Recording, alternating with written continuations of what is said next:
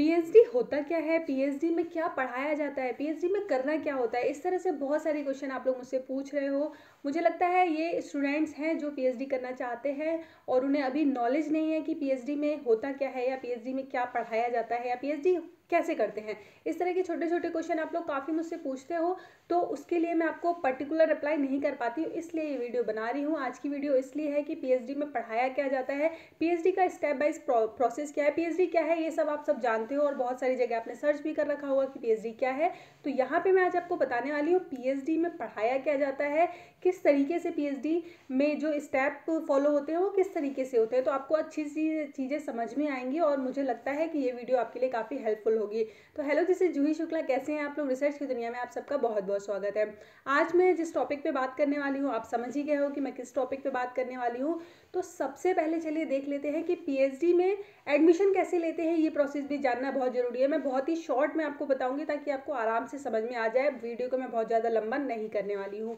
तो पीएचडी में एडमिशन के लिए आप सब जानते हो, आपको यूजी यानी कि ग्रेजुएशन करना है, आपको पोस्ट ग्रेजुएशन करना है। आप किसी भी सब्जेक्ट से हो सकते हो, सब्जेक्ट मैटर नहीं करता, आपको जस्ट ग्रेजुएशन करना है, अपना कंप्लीट करना है, पोस्ट ग्रेजुएशन अपना कंप्लीट करना है, उसके बाद आपको पीएचडी में एडमिशन लेना है। इसमें भी बीच बीच में बहुत सारे प्रोसेस आते हैं, नेट, ये सारी चीज़ें मैं आज आपके साथ डिस्कस नहीं करूँगी। आपको जस्ट सिंपल लैंग्वेज में बताऊँगी कि जो स्पेशली उनके लिए जो 12th के बाद जो स्टूडेंट्स पीएचडी के लिए सोचते हैं या फिर पीएचडी को लेकर बहुत कंफ्यूज होते हैं, उनके लिए तो काफ़ी ज़्यादा बेनिफिशियल होने वाला है ये वीडियो। इवन उनके लिए भी होने वाला है जो ग्रेजुएशन कर चुके हैं, पीजी कर चुके हैं, उनको नॉलेज नहीं है कि पीएचडी में पढ़ाई क्या होती है। इस तरह के स्टूडेंट्स के लिए वीडियो काफ़ी हेल्पफुल होने वाला है। तो सबसे पहले हमें अपना यूजी कंप्लीट करना है, हमें अपना पीजी कंप्लीट करना है, उसके बाद हमें एंट्रेंस एग्ज़ाम देना है। ये उन स्टूडेंट्स के लिए है जो नेट वगैरह की तैयारी नहीं करते हैं, जस्ट पीजी के बाद अपना एग्ज़ाम देते हैं। तो जस्ट उन्हें एग्ज़ाम देना है, एंट्रेंस एग्ज़ाम। एंट्रेंस एग्ज़ाम जब वो क्लियर कर लेते हैं तो उनको इंटरव्यू देना है। इंटरव्यू में उनसे रिसर्च प्रपोजल पूछा जाएगा। इंटरव्यू क्लियर करने के बाद वो पीएचडी में एडमिशन ले लेते हैं। तो आपको समझ में आ गया होगा कि पीएचडी में आपको एडमिशन कैसे होना होता है। नेट वाला प्रोसेस है। अगर आप नेट कर लेते हैं, यूजीसी नेट, जेआरएफ निकाल लेते हैं या फिर सीएसआईआर नेट, जेआरएफ या कोई भी डीएसटी गेट वगैरह निकाल लेते हैं, तो आपको एग्ज़ाम नहीं देना होता है, आप डायरेक्ट इंटरव्यू दे के पीएचडी में एडमिशन ले लेते हैं। तो यहाँ तक तो बात हो गई कि पीएचडी में एडमिशन कैसे होता है। तो यहाँ तक पीएचडी में इस तरह से एडमिशन हो जाता है। उसके बाद आगे पीएचडी में क्या होता है। चैनल के माध्यम से मैं आप लोगों के साथ हायर एजुकेशन से रिलेटेड वीडियोस बनाती हूँ, पीएचडी, एमफिल, नेट, इनके बारे में आपके साथ डिस्कस करती हूँ। तो अगर आप हायर एजुकेशन में इंटरेस्टेड है तो आप मेरे चैनल को फॉलो कर सकते हो, सब्सक्राइब कर सकते हो, ताकि आगे आने वाली वीडियोज़ आपके पास मिलती रहे। एडमिशन भी, जो भी एडमिशन पीएचडी के लिए निकलते हैं, वो भी मैं आपके साथ शेयर करती हूँ टाइम टू टाइम। तो आज हम जिस टॉपिक पर बात कर रहे हैं, चलिए अपना टॉपिक हम अपना स्टार्ट कर लेते हैं। एडमिशन की बात मैंने आपको बता दी, एडमिशन आपका हो चुका। उसके बाद अब आपको क्या करना है। एडमिशन, अगर आप एग्जाम्प्टेड में हैं तो आपको पता ही एग्ज़ाम नहीं देना होता है, आप इंटरव्यू देके डायरेक्ट एग्ज़ाम क्लियर करके अपना एडमिशन ले लेते हो। उसके बाद कोर्स वर्क करना होता है जो कि सबके लिए कंपलसरी होता है। अब बहुत सारे स्टूडेंट सोचेंगे कोर्स वर्क क्या होता है। तो ये 6 महीने का या फिर आप ये कह सकते हो 1 सेमेस्टर का एग्ज़ाम होता है। 1 सेमेस्टर आपको पढ़ाई करनी होती है, उसमें आपको पास होना पड़ता है। उसमें आपको रिसर्च मैथोलॉजी पढ़ाई जाती है, आपका एक आध सब्जेक्ट पढ़ाया जाएगा, उसके बाद आपसे रिसर्च रिव्यू कराया जाएगा। रिसर्च रिव्यू क्या होता है इसके बारे में मैं आपको फुल डिटेल वीडियो बनाऊंगी, क्योंकि ये अच्छा टॉपिक है और इम्पॉर्टेंट टॉपिक है, बहुत सारे स्टूडेंट्स के लिए काफ़ी बेनिफिशियल रहेगा।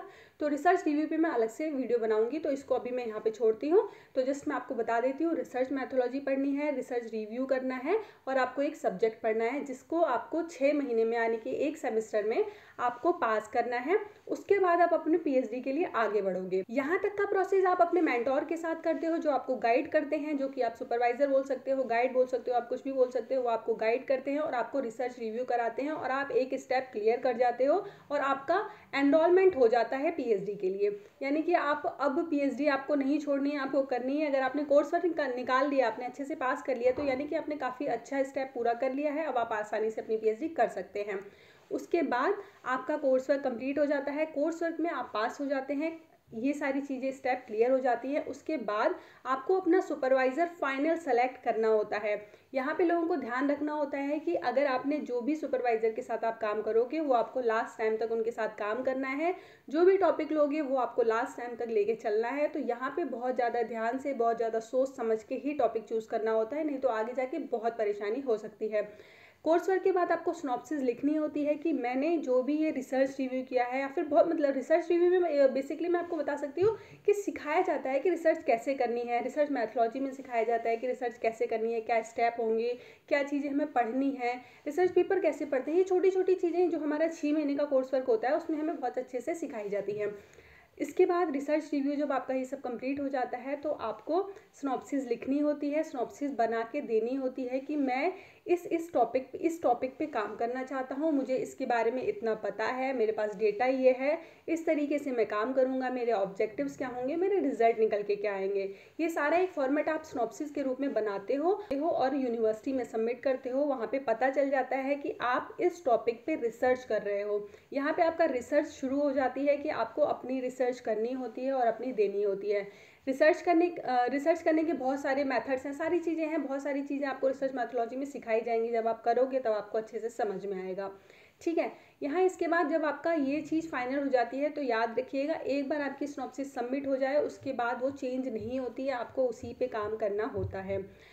कमेटी बैठती है, उसमें वहाँ पे फाइनल किया जाता है। अगर आपका थोड़ा बहुत करेक्शन होता है तो वहाँ पे करेक्शन किया जाता है। उसके बाद फाइनल कर दिया जाता है कि आपको अब इस टॉपिक पे काम करना है। आप चेंज नहीं कर सकते हैं, ना ही बदल सकते हैं, ना अपने गाइड को और ना ही अपने टॉपिक को। तो ये इस चीज़ को आपको ध्यान रखना होगा। बहुत सोच समझ के सिनॉप्सिस आपको लिखनी होती है और सबमिट करनी होती है।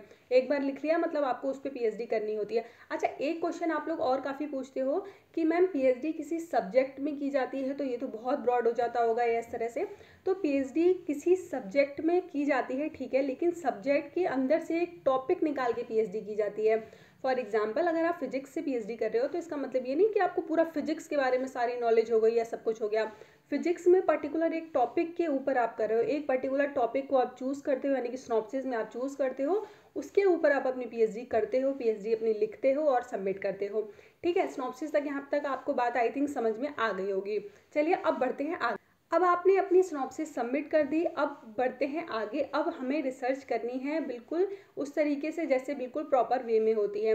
दो तरह से रिसर्च होते हैं, एक होता है थ्योरेटिकली, एक होता है एक्सपेरिमेंटली। ये आप अपनी तरह से चूज कर सकते हो कि आपको थ्योरेटिकली काम करना है, आपको एक्सपेरिमेंटली काम करना है, आपको किस तरीके से काम करना है। आपको जो अच्छा लगता है आप उसमें जा सकते हो। ऐसा कुछ नहीं है कि कोई आसान होता है या कोई कठिन होता है, सब अच्छा होता है, सब आसान होता है, सब कठिन होता है। आपको जो इंटरेस्ट है, बस याद रखिएगा पीएचडी में कभी किसी और के कहने से कभी टॉपिक या कोई चीज़ मत चूज कीजिएगा, नहीं तो आगे जाके बहुत परेशानी हो जाएगी।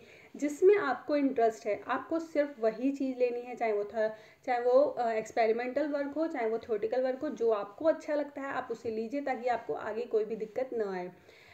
इसके बाद ये प्रोसेस होने के बाद आपको अपने गाइड के साथ, यानी कि सुपरवाइजर के साथ, जो भी आपके प्रोफेसर आपको पीएचडी करा रहे हैं, आपको पता चल जाता है कि हमें कौन पीएचडी करा रहा है, उसके बाद उनके साथ आपको काम करना होता है। अगर आपका एक्सपेरिमेंटल काम है तो जैसे कि कुछ सब्जेक्ट्स होते हैं, फॉर एग्जांपल केमिस्ट्री है, फिजिक्स है, बहुत सारे एक्सपेरिमेंटल वर्क जिसमें बहुत ज़्यादा होते हैं, वहाँ पे पूरी उनको अच्छे से टाइम देना पड़ता है गाइड को। इवन कभी कभी तो ये कंडीशन होती है कि जैसे कि कुछ मटेरियल रखना है या कुछ भी कोई भी चीज़ें होती हैं, तो उसके लिए ज़रूरी नहीं है आपको 8 घंटे, 8 से 12, 16 घंटे भी आपको देने पड़ जाते हैं अपनी पीएचडी में एक दिन में।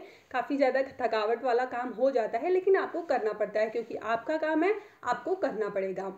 तो इस तरह से आपको अपना 9 से 5 जैसे कि जॉब होती है उस तरीके से आपको गाइड के साथ काम करना होता है। बिल्कुल जॉब की तरह आपको काम करना है। वहाँ पे आपको ये नहीं सोचना है कि मैं जस्ट काम करूँ और चला जाऊँ या ना, ऐसा नहीं हो पाता है। अगर आप सीरियस काम कर रहे हो तो आपको सीरियसली यूनिवर्सिटी जाना होता है, गाइड के साथ काम करना होता है।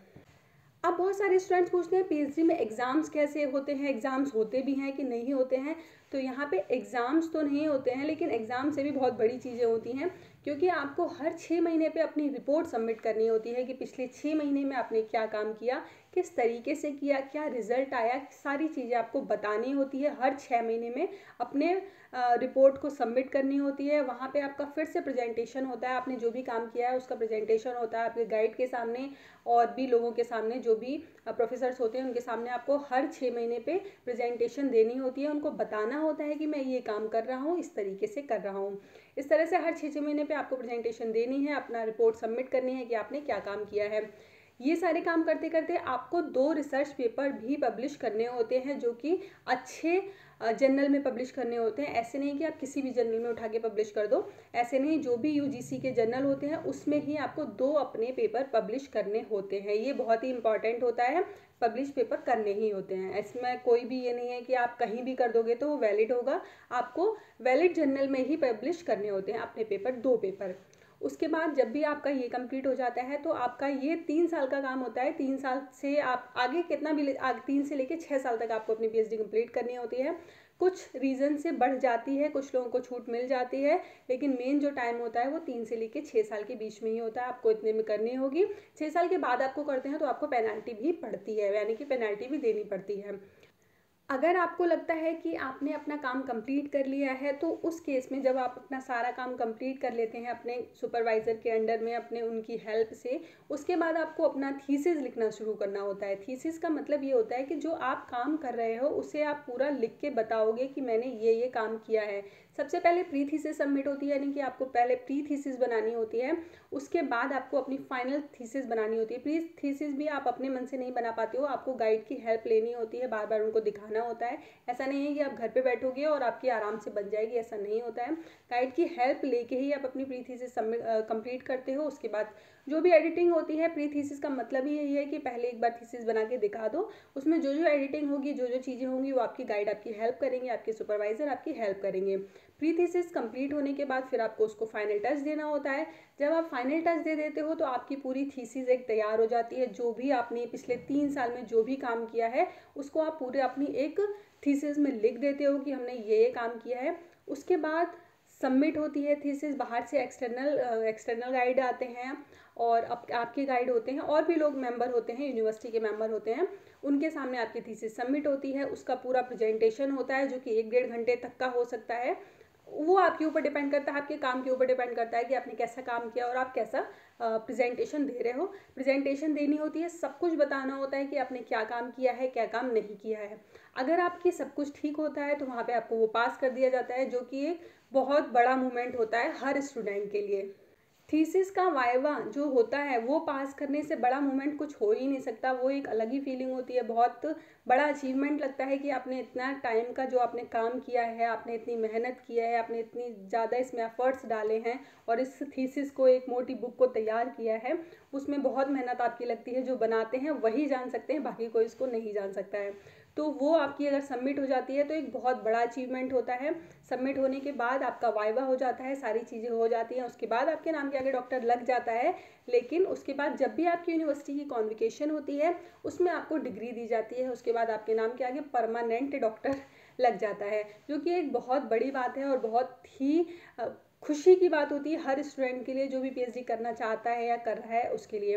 उसके बाद आपके पास बहुत सारे ऑप्शन है पीएचडी के बाद कि आप कहाँ जाना चाहते हो, आप इंडस्ट्रियल एरिया में जाना चाहते हो या फिर आप टीचिंग में जाना चाहते हो, बहुत सारे आपके पास ऑप्शन है।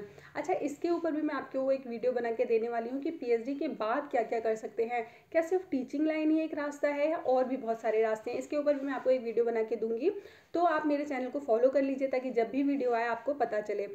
उम्मीद करती हूँ आपको आज की वीडियो अच्छी लगी होगी, इन्फॉर्मेटिव लगी होगी और सबको समझ में आई होगी, क्योंकि मैंने काफ़ी ज़्यादा लेमन, बहुत ही आसान लैंग्वेज में आपको ये समझाने की कोशिश की है ताकि आपको अच्छे से समझ में आ जाए। उन स्टूडेंट्स को भी जो भी ग्रेजुएशन में है या पीजी में है, जो भी इसके बारे में नहीं जानते हैं, मैंने बहुत ही आसान लैंग्वेज में आपको समझाने की कोशिश की है ताकि आप सबको समझ में आ सके।